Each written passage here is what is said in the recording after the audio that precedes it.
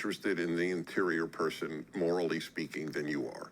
And probably any of you are. And it's largely, I do believe, because I come from a behaviorist, law-based religion. We care how you act. That's why we don't have a claim that if you look at another woman with lust, it's as if you've committed adultery with her. I am, as I said yesterday, I thank God for America's Christians. And Maimonides said if it weren't for Christians, the world wouldn't know about the Torah. So I'm a big Christian fan. But obviously Christianity and Judaism are not identical religions. And we have no equivalent that if you look upon another woman with lust, it's as if you have committed adultery with your heart.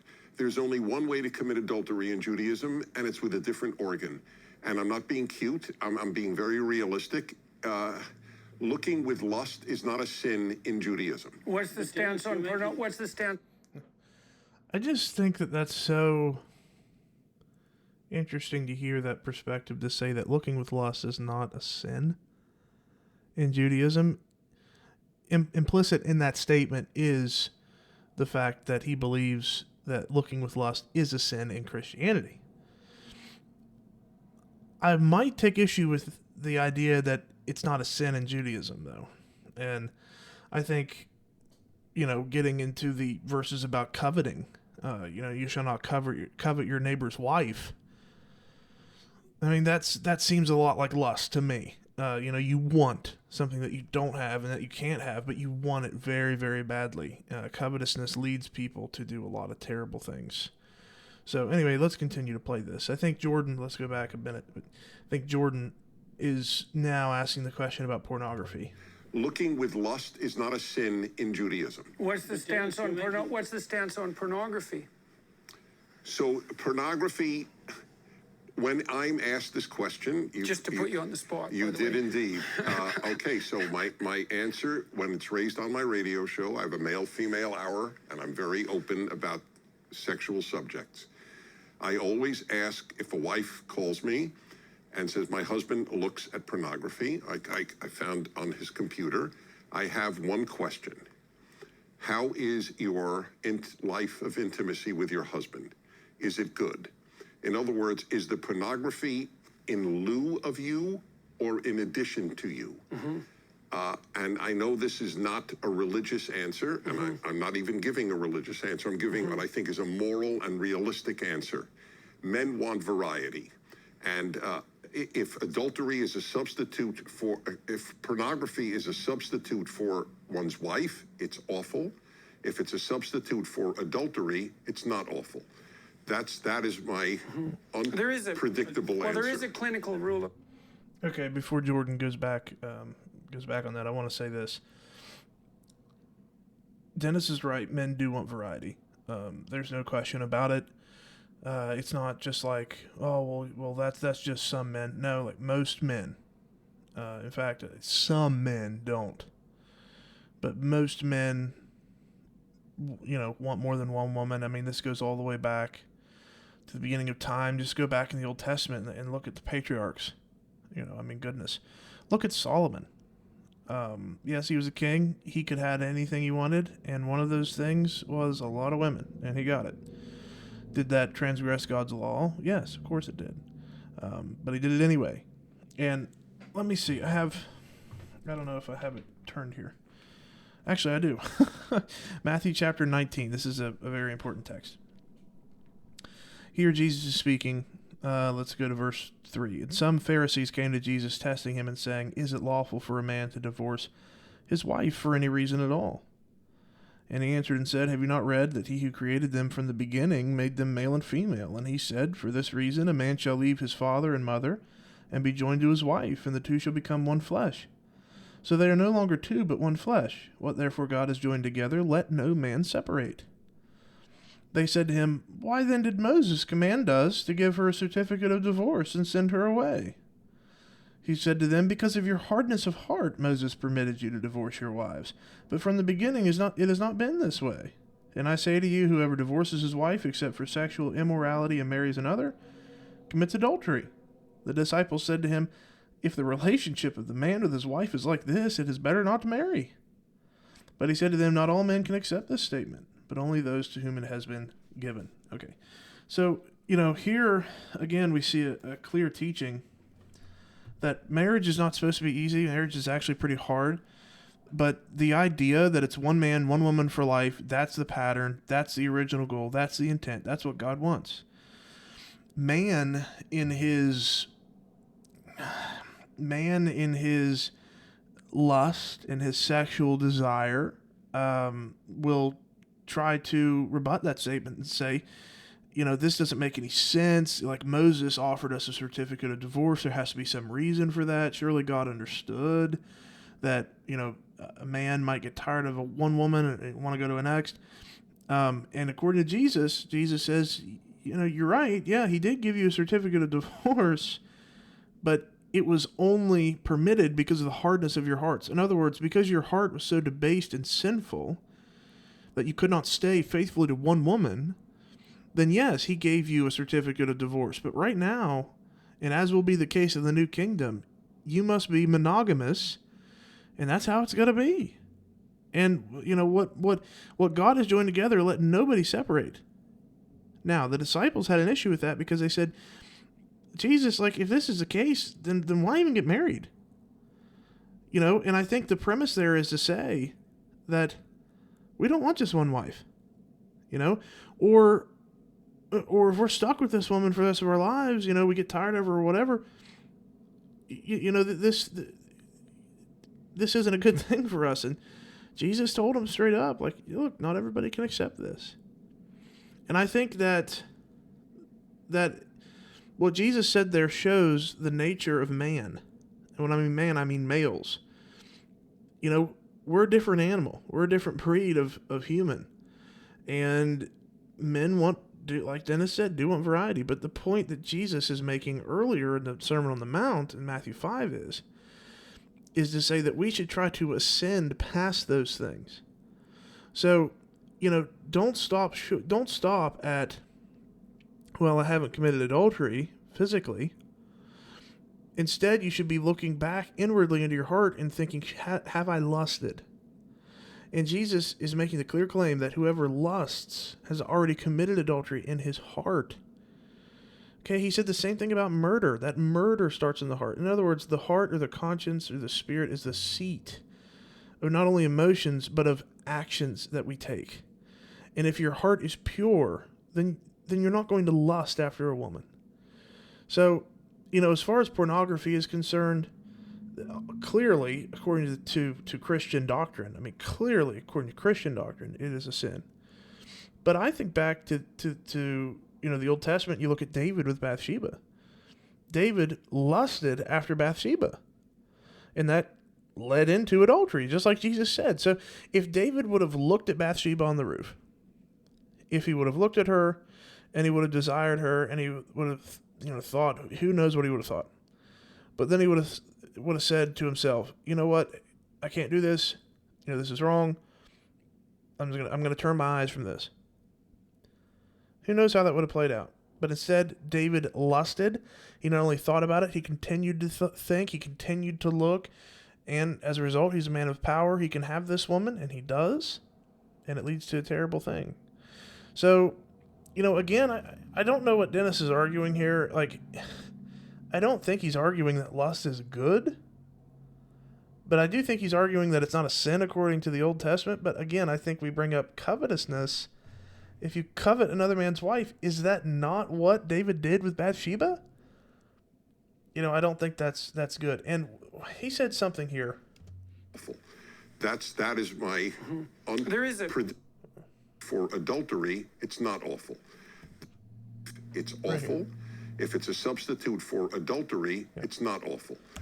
This is weird. If you're a married man and you had two options, cheat on your wife or watch porn, then if you're watching porn instead of cheating on your wife, it's not awful.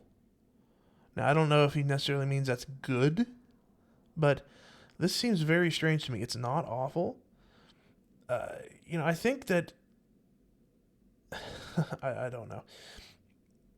We have to remember, we have to realize that pornography screws with your brain, and it screws with your ability to be attracted to your wife. And so this is the weird thing. Like, well, my wife and I don't have sex anymore, but instead of, she's not attracted to me, I'm not attracted to her. She just doesn't do it for me anymore.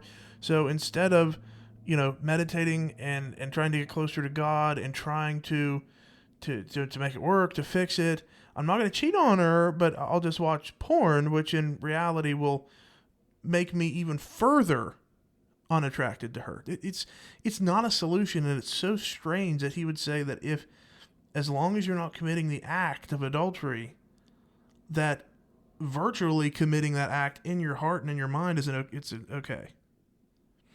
I don't see this anywhere supported by Scripture, Old Testament or New.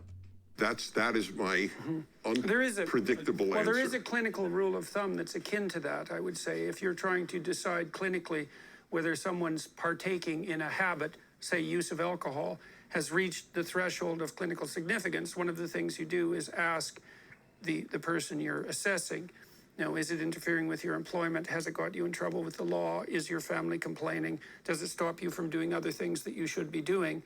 And so the judgment isn't the use of the forbidden substance itself. It is in some sense consequentialist. And I'm not saying that that's an absolute, but it is a hallmark of clinical judgment. But Dennis, you're making, I think, too big a gap between, behavior and where it comes from. And surely the 10th commandment is exactly that. You could expound everything Jesus said from thou shalt not covet thy neighbor's wife, or another woman you're not whatever.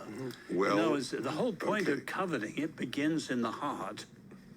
And I understand your Hebrew word for covet is a desire that doesn't stop halfway. Right, to take. It takes action. It's to take. Yeah. It's not, there's no ban in the 613 laws of the Torah on lusting. I don't even know there's a tava is the closest you could get to lust in Hebrew. But yeah. Okay, so let me ask you about that. The covet is critical. I can be attracted to my neighbor's wife. I can't want her.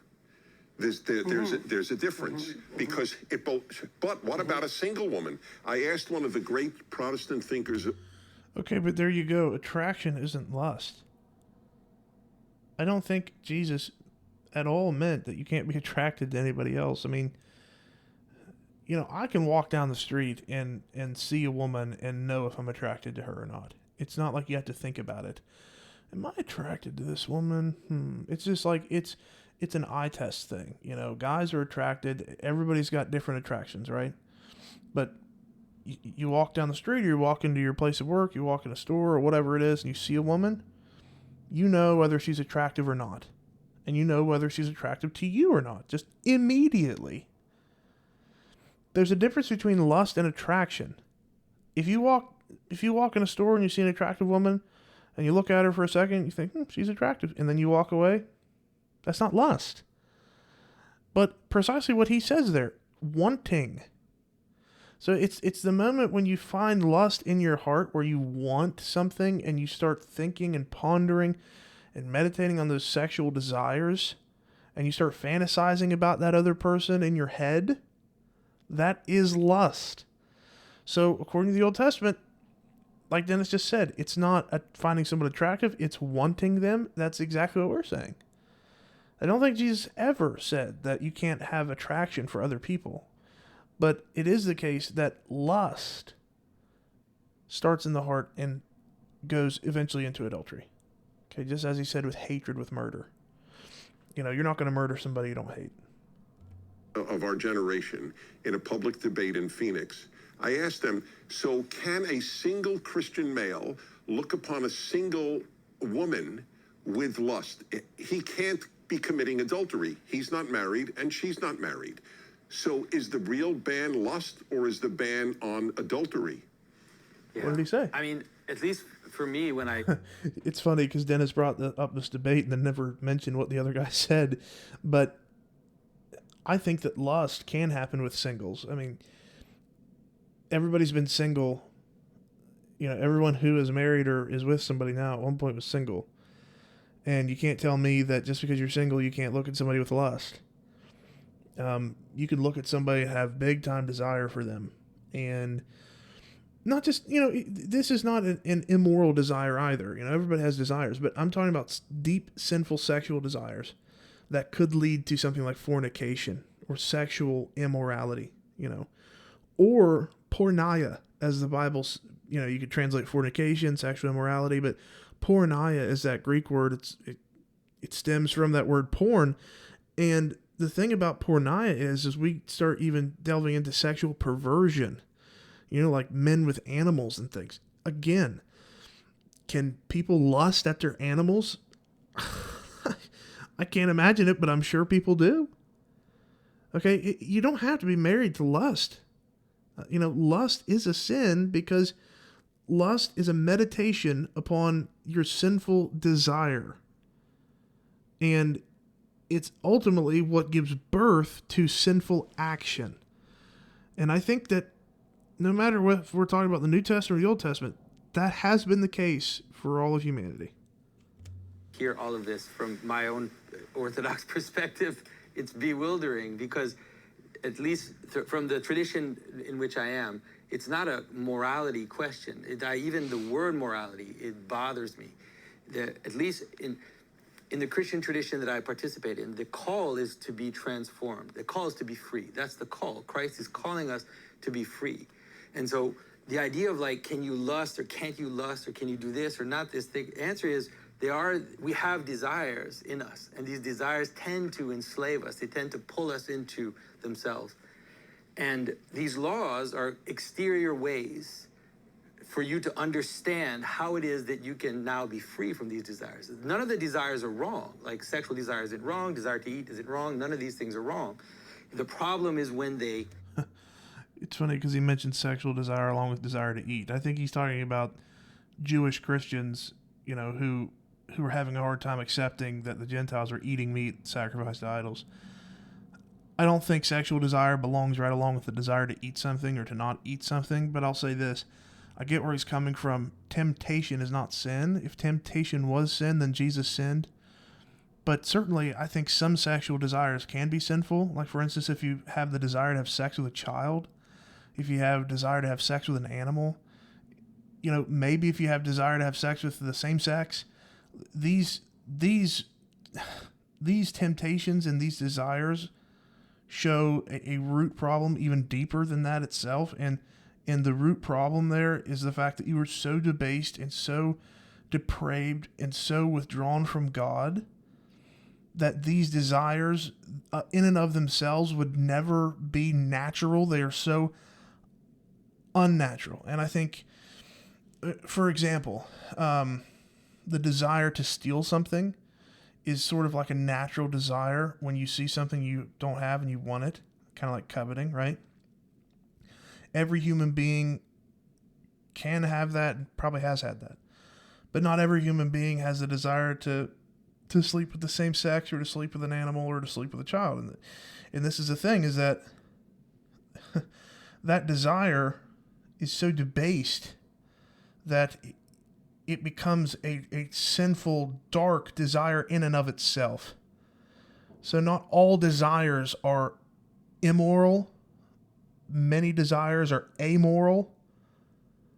But there are some desires perhaps that are immoral based on the level at which they find themselves, if that makes sense. So, the desire to have a decent life. I don't think that's a sin. That's a desire. It's a human desire. But there are different human desires. Some are okay. Some are amoral. And I would say some are immoral. So I get what he's saying here, but I don't 100% agree with everything he's saying. Capture you. The subordination. Right. And so it's not about trying to figure out if I'm sinning or not sinning. Like if I go to confession, I ask forgiveness for all the sins I've done, voluntary and involuntary. It's like, okay, so he's Catholic then. I'm sinning all the time, if you want to know. Like every all day long I'm sinning. But That's why you're so much fun. That's right. That's what I'm trying. But the idea is rather that to attend to my desires in the sense so that I'm not captured by them, so that I don't become obsessed, so that I don't fall into that. So to me, like the question of like legally trying to figure out like where I'm sinning or where I'm not it's just like it pulls me into a world that I. So if a man has, and I know this case, I know a man who was saintly in taking care of his Alzheimer's wife, who got Alzheimer's at the young age of 50, and watched over her and bathed her for a decade.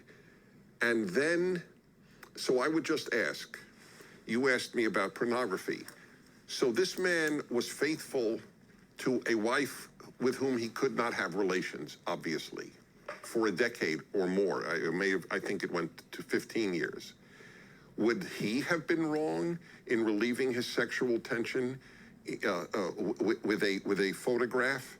See, I'm wondering if it's this, Dennis, maybe this. Okay, so would he have been wrong in doing that, according to the Christian perspective? Yes. And the reason for that is because one man, one woman for life, till death do us part, and you are vowing to your spouse that you will be faithful to them in your heart and in your actions until they die. Now, do men slip on that? Yeah. Do women slip and break that covenant? Yes. Those are wrong, but the question of, is it wrong to watch pornography? Like, let me give you an example. Let me try to shed some different light on it. The woman can't help being in the state that she is. And so it's almost like a punishment to her, a further punishment. You know, if she could help it, she would be having regular sex with her husband. But she can't help it. And so the man essentially has so many sexual desires that he can't just contain, that he needs to now, in his heart, search and lust after other women, whether it be on the internet or whether it be virtually or through a photograph, magazine, whatever. That is something that I think the Bible wants us to steer away from. You know, and again, we have this outbreak of pornography now, but just think of it back in a perspective like New Testament times. Let's say your wife was bedridden. You as a man could go to, the local prostitute house. You could go to the local bathhouse. You could go to the local pagan temple and have sex with another woman. Now, the action there is there. Okay, but what if you went to the temple house or, the prostitute house and you didn't have sex with a woman, but you instead watched two people having sex, and that's how you relieved yourself? For one, you might say, well, that's just weird. Yeah. But for two, that's pornography. So is that wrong or is that right? I don't think it takes a genius to understand that that's not right. So according to spiritual matters and according to Christianity, that's not right. Now, I think if we gave that same illustration to Dennis about the Old Testament and about the Jews, the ancient Jews, again, I think you'd understand that that's not right. You have a wife. You're not committing adultery against her, but you're choosing instead to go to the practice of Baal worship and watch other people have sex, so that's how you orgasm. But you're not touching anybody. You're just doing it to yourself. Again, it's weird. It's strange. And I don't think that you can justify a man's actions who watches porn just because his wife won't give him anything. Whether it's because of health reasons or not. And so, I don't know. Something that I had talked to people in my clinical practice about. So imagine there's and I guess we're into thou shalt not commit adultery, by the way, which is the next commandment. You can imagine an erotic image that compels sexual desire. And I think that's part of what we're discussing, the morality of that, or its potential to be an implement to the instantiation of an ideal. You can imagine a situation where your desire is to sleep with your neighbor's wife. You're not acting on it, but the reason you're not acting on it is because she doesn't want to sleep with you. Now, it still seems to me that given that your desire is to undertake the act, and the only reason that you're not able to manage it has nothing to do with your moral stance. It has to do with the impossibility of the action. Now, given it's, I don't know how you would deal with that because you said, That's a violation of do not covet. He's coveting his Okay. neighbor's wife. It's as clear as a bell. Okay, Dennis, but if I can't have my neighbor's wife, but I want her, but the only reason I can't take her is because she won't let me, is that not the same with pornography? Like, this is a woman that I can never have, but yet I want her badly. So badly that I'm going to watch sexually explicit videos of her till I can sexually relieve myself. Like, I just don't... Dennis right there said it, that's coveting. But that's a form of lusting. okay, Here's a point worth making. There's a great gulf between the Ten Commandments and the Christian faith in this way. First of all, by the way, the Ten Commandments are painfully obvious, aren't they? Doesn't everybody know that before the tablets? But Unless you're talking about the Sabbath. I had a great teacher. Most of my great teachers were Jews. Dennis will say maybe that's why I know things. But I wouldn't say that. I do. But there's a great man. He's dead now. His name was Harry Newman, and he styled himself a nihilist. And we would argue with him about that all the time, and he was a very, very learned man and a great teacher. And so sometimes when he would put the point that he's a nihilist, he would say, I'm a non-practicing Orthodox Jew. And that emphasizes the point that it is a set of practices more than a set of beliefs. Whereas Christianity is more a set of beliefs. Well, these four, But Christianity is also a set of practices. You know, you go throughout the whole New Testament. You know, Jesus said, if a man shall not deny himself, take up his cross daily and follow after me, he cannot be my disciple. That's not just believing. You know, I believe that I'll take up my cross. It has nothing to do with that. It has action within it. You need to take action. And you need to take practice. And a lot of these things involve self-discipline. And this is one of the reasons why Christianity is so undigestible for so many people, because it's not just about belief. It's about more. And yes, you can believe in God. You can believe in Christ. But according to James, even the demons believe and shudder. James also says, don't just be a hearer of the word, but be a doer. And that's the whole point. There's more to Christianity than your belief about things, about doctrines. Well, I believe in the Trinity, or I believe in baptism, or I believe in the Holy Spirit, or I believe, whatever. Yes, there's a lot of beliefs, but the fundamental part of Christianity is not just what you believe, but what that belief propels you into. And it should propel you into a transformed life, and that's the whole point. The works of the flesh are evident, but also you have the works of the Spirit. So again, I understand what he's saying there. But according to Jewish religion, there's a lot of practice, yes. But according to Christian religion, there's also a lot of practices. behaviors, aren't they? And they're pretty well universal. Yeah. Almost all societies would agree with these four, but thou shalt not covet is innovative. And I'm intrigued. You have René Girard, as you know, everything based on mimesis. In other words, we desire what other people desire. And I read Girard, the whole of American consumerism is based on mimesis, is it not? We are taught to desire what other people desire, want to wear what you wear, or well, it's a etc. good way. It is a good way of figuring out what's of value. I mean, because that is an open question. There's many things you could value, and one way of becoming informed about that is to see what everyone else values. And so, I'm trying to strip the morality out of that to some degree. I mean, that can become weaponized, and it can become pathological.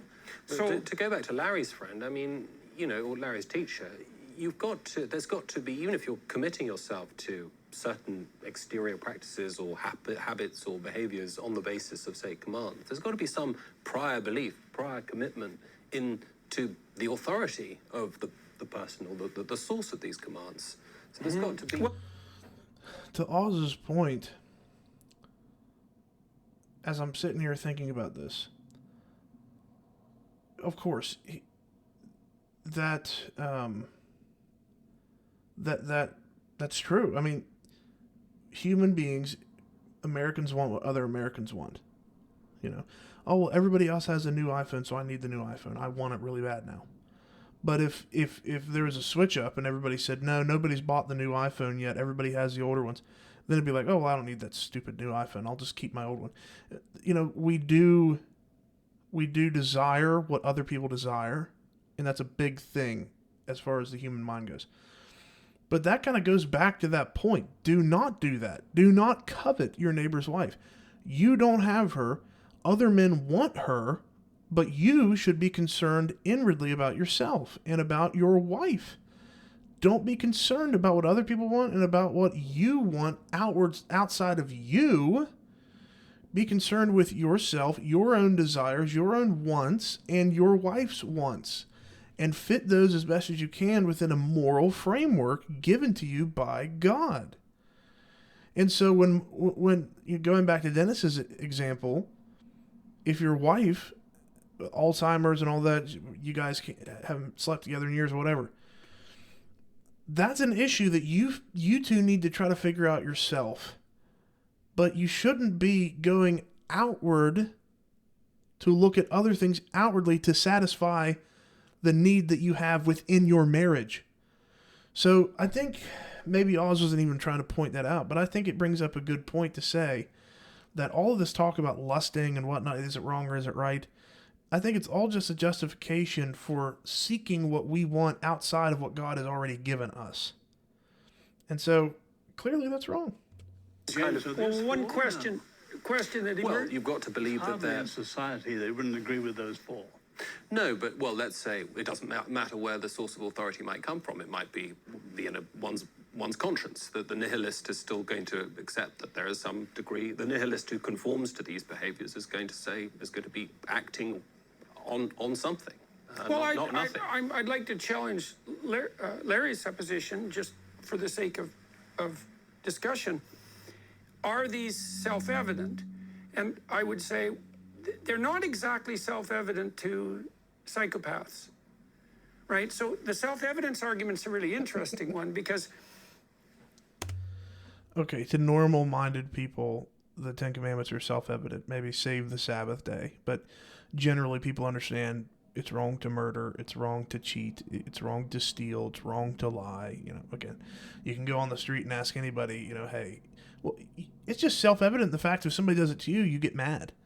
Like if somebody walks up on the street, like if you're walking on the street and somebody walks up behind you, steals your wallet, you get mad at that because you say, you stole what was mine, that was wrong, you need to give it back or you need to face the consequences for it. Point blank, period. And that is the case with these moral laws given in the Old Testament. They're not revolutionary, they're not groundbreaking. Most people do know them self-evidently. They know them intrinsically. And so, you know, again, Jordan is a psychologist, so he's going to bring up psychopaths, but of course, I mean, psychopaths, their brains are screwed up. I mean, come on. Right, so the self-evidence argument's a really interesting one because you could add the psychopathy twist to all of these. It would be, well, thou shalt not kill unless you can get away with it, and it works in your favor. The same with adultery, the same with stealing. And the question there would be something like, well, why shouldn't I do this if I can get away with it? Okay, I'd be interested to see what he continues on saying there. But anyway, is lust adultery? That's the title of the video. I'll put the video link in the description. I think this roundtable talk is good on many, on many things, but I think sometimes they go off the cuff and they just start talking about some weird stuff, in my opinion. The Old Testament, a lot of it's narrative, a lot of it's historical, some of it's narrative, but, sometimes you could try to dig at these historical happenings and try to find some deep, grand meaning out of something, and it may not be there because it simply just, again, is what it is. When it comes to the Ten Commandments, these are very deep, and you can talk about these things for hours and hours. But is lust adultery? According to the New Testament, according to Jesus, 100%. There's arguments to be made concerning the Old Testament, the Torah, But, you know, I think it bears itself out with David, for example. You know, David sinned, and he committed that act with Bathsheba. But before he even committed that act, he saw her on the roof, and he wanted her in his heart. And it's certain, and I believe, and I agree with Oz, covetousness. He coveted another man's wife, and that is a direct condemnation in the Torah. You should not covet somebody else's wife. What more is that than lust? And so, anyway, I thought it was an interesting video. I hope you guys enjoyed the reaction and the little commentary that I gave to it. I would encourage you to check out this Roundtable Talk if you don't want to pay the money. They got a good amount of free clips on YouTube now. So I would encourage you guys to check it out. Thank you for tuning in. Like, subscribe, share this out with your friends, and let's try to get this channel growing a little bit. I haven't really given it what should I say? I haven't really given it the cultivation that it needs in order for it to flourish and grow. I know I need to be putting more stuff out, and I plan to in the future. It's just, you know, things happen in life, and times change, and, you know, people are busy. We try to do what we can. But I'm going to try to do some more with this channel. If you have any questions or comments or disagreements about what I said in the video, put them down in the comment section, and we'll discuss those things. I'm really interested to hear about what your take is on all this stuff. And, yeah, if anybody has any thoughts, please put them down in the comments. Again, I will say this: like and subscribe, hit the notification bell, because we will be pushing out some more videos in the near future. Anyway, walk by the Spirit, live by the Spirit, as Paul says, and keep on drinking that good spiritual coffee. We will see you on the next one. Thank you so much.